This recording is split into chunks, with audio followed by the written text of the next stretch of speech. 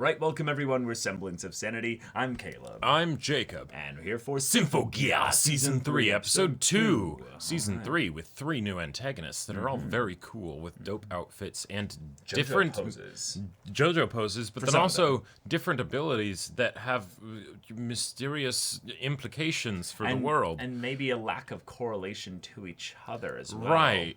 Yeah. And then there's also that girl that they're chasing that has the box. The Vergdayen Legacy. Yeah. But very cool so far. The visual upgrade was phenomenal. Excellent. We got that wonderful idol performance from from Tsubasa and Maria. Oh, we did. And okay, if this is season 3 visuals, what is season 4 and 5 gonna be? Bruh. Because apparently it gets better with each season. Bruh. But it is already real damn good. Really good. So we got a mystery. We've got to solve it. We've got our girls now in the song organization. They're recognized on the world scale and gonna do their part here. Right. But yeah. Let's figure out what's going on. So maybe start expositing antagonists. Right. You know that's what you're good for. So yeah, y'all. Without further ado, let's get into this. All right, everyone. Now be sure to go check out the reaction portion of the video in the description below. Then come back here for the discussion.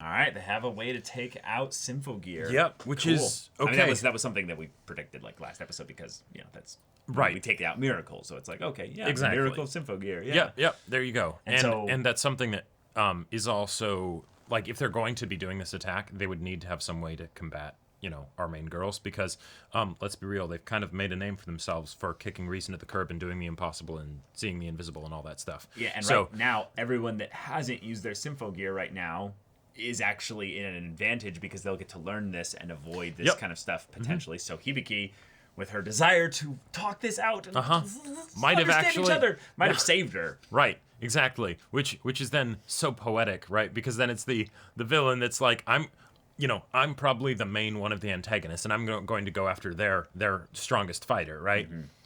Why aren't you fighting? It only works if you actually try and fight me. Damn it. What? You want to hold hands? No, I'm not going to talk about my feelings. Just pull out your weapon already. No, I don't want to fight you. Well, okay, fine. I'm just going to leave then. Like, that was one of the things I was kind of like... That was amazing. Like, I was kind of laughing at, but I was also sort of like, wait a minute. Yeah. Why doesn't, like, if she's really wanting to, like, destroy Hibiki, why not just, like, attack her again? It's like, well, okay, she has been unleashing her attacks on her and stuff. But that's the thing. She might have been actually putting the attacks in such a way that wouldn't actually kill her because she needs her to pull out her Symphogear. Right. If she dies before doing that, she doesn't get what she needs, maybe. Sure. So it's like... Yep. That was hilarious. Hibiki called her bluff, and it worked. Oh, yeah, it totally worked. And the thing is Hibiki has no idea that it worked because she hasn't found out about all the other stuff yet, right? And I loved the meta of it in that we didn't actually learn why they're doing this. Nope. Because all we learned was that her father left her a missive, something that she needed to do. And the idea that Hibiki was like, why aren't you villain expositing? Please tell me your story, your backstory. Right. So I can understand empathize with and, you. I can understand you, yeah. And she's like, no, fuck you. Like, I want to fight. Okay, maybe I want to, and she did let slip the whole thing about her dad, but she's like, no. Yeah. That's not how this works. I'm the one in power here. Right. Yeah. So, okay, we've got a clear understanding of a bit of what their abilities are. They're all except potentially Carol. And depending on how this whole thing works, the young girl that's got the legacy of the Vergdayen, which is interesting because legacy is a tie-in potentially to what Carol mentioned from her father, meaning that maybe the Vergdayen is her father. Yeah. And that means that this girl could be younger sister, identical twin, a clone, a very special form of alchemic, homunculus of some kind. Yep. Given that they have some people that are already like dolls and stuff, I don't know if they would do some because these dolls behave a lot like people, so I don't know if they want to have dolls and homunculus or if they're all sort of the same thing, and maybe she's just like another type of it or something. But this is something that I kind of thought about in the last episode, but now I feel like it's actually relevant to bring up as a theory. I really feel like if you want to start building towards a kind of a thematic series finale of human beings becoming their true selves, homunculus are a cool thematic way to showcase the fake that can that can draw attention to the real thing. Yeah. And that's a way kind that of they like a fantasy equivalent of like robots, you know, where Yeah. it's like A explore stepping humanity because you're creating a duplicate. Right. But the idea is that you seek the superhuman. They sure. The homunculus is made because the regular human was fallible, that wasn't capable of doing what the false human could be. Right. So then that sets up the stepping stone, if we will, to then what would eventually end up being, I'm guessing, where our main characters will go to be. But Right, because anyway, Hibiki did eat all those blasts without her Symphogear, which is pretty damn impressive. Yeah. Like, I know she trains with Genjiro, and she eats very well and everything, and she has a very strong heart, but damn, like, that was, like... I'm telling you, the fact that the relic was diffused throughout her body, and even if it was removed, I still think it changed her physically. Sure, yeah. So we'll Left get into some that. lasting We'll effect. get into that later. But the fights were really cool. We had new transformation sequences or updated transformation sequences. Music was awesome. We got to see also some of the different ways in which they fight and use their abilities. The alchemists and The other people. The other people, the dolls or homunculus. The idea, though, that most of it came from magic items of sorts. Yeah. There was a bit of spellcraft, but it was consistent throughout all of the fighters. It used the same kind of glyph-based style. Yeah. Which just feels so cool that we now have a system of magic basically getting introduced to us visually before we get actually the mechanics as to how it works. Yeah, 'Cause we can... Right, sorry, go ahead. Well, just the aesthetic of like magic, alchemy, all of that stuff is wonderful. I wish it was used more in stories and really leaned into when it's used. A lot of the times I feel like magic in even in something like anime can be just lazy shorthand. It can just be sort of like, here's the stuff that you're familiar with and understand, but it's like, well, hold on, no, what's the specific flavor of this magic? Like this stuff has let's cast get into times. It. Yeah, This stuff had cast times. There was multiple times where she had to go through like steps in order to cast something. It wasn't just a fight already. It was like even once she's like, okay, fine. Then she does a couple new moves, and then the blast was fired. And it was like, okay, cool. She switched the element. She switched the direction of the blast. This one was an AoE. This one was focused. You know, there's cool the other there. people using actual consumable items in order to do stuff. That very much gives me the vibe that because maybe she's an alchemist, right? Their boss. She makes a bunch of shit and then hands it out to them, and it's like, okay, this is going to be specifically helpful for taking out these monstrous Symphogear users that are such badasses. But you're also need the idea that there was a treasury that was, brought up before. Oh, that could was have had completely plenty destroyed, of right? Heretical, magical devices of sorts that if you had some, magician or alchemist that could access it, maybe they could then, tamper with and use those things or use the materials, not necessarily the actual devices themselves, but could do alchemy to bring them down to their base components and transmute them into something that could be useful. Well, and regardless, if that is the stockpile, that's great. You might have gotten rid of the stockpile, but what if somehow there was someone that was still around that knew how the stockpile was produced? Yeah, how to make this stuff. Yeah, like that. Then there you go, right? It doesn't matter that the whole gate of Babylon thing was destroyed and Gilgamesh is sobbing in fate somewhere. Right. Like. Alchemy, just make more.